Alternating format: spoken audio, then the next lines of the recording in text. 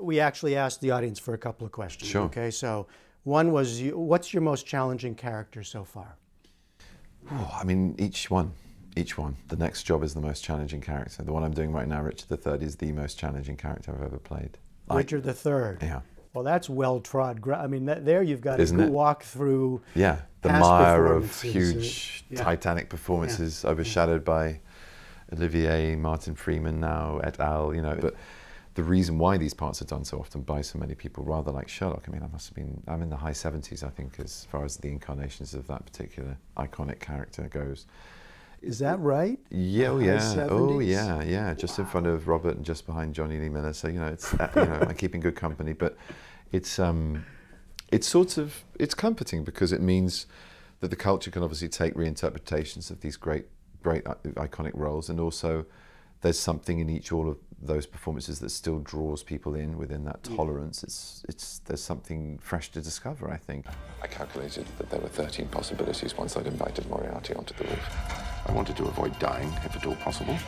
The first scenario involved hurling myself into a parked hospital van filled with washing bags. Impossible. The angle was too steep. Where does Sherlock fit into this cast of characters you've played?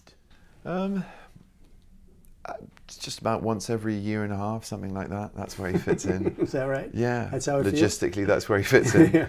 It's interesting. The first time we sort of did it all again, both Martin and I were sort of curiously looking at each other, going, "Yeah, I saw you in something quite good last summer on the telly." You know, it was very odd. We felt outside of it. And then third season, I think I can't speak for him completely, but I certainly felt much more comfortable. I knew exactly what we were getting back into. Yeah. But there have been so many portrayals, as you said. Is it fun to I kind of see shake it up? And yeah, of course it is. Yeah. Of course it is. And we're doing that even within the rules of our own sort of project, I guess. You know, it's a form of slasher fiction by two of the greatest fanboys ever of the Conan Doyle originals, and we have paid great homage to that, and I think that's why it stands as being strong writing as well as the imagination and recontextualization that goes into Stephen and Mark's vision of him in the 21st century. But it would stand on very shaky ground if it wasn't the foundations of the books, you know, and yet we can start to evolve that idea now a little bit, which is going to be exciting.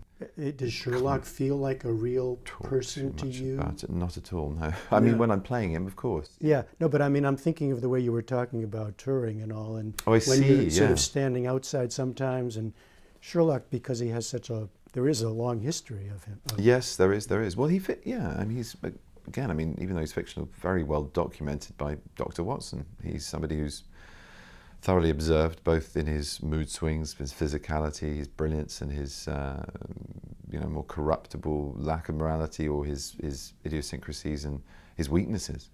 So there's a very rounded picture to draw on every time as a blueprint for this man, and I do feel, I know who he is when I'm playing him. Definitely, he's real to me in those moments.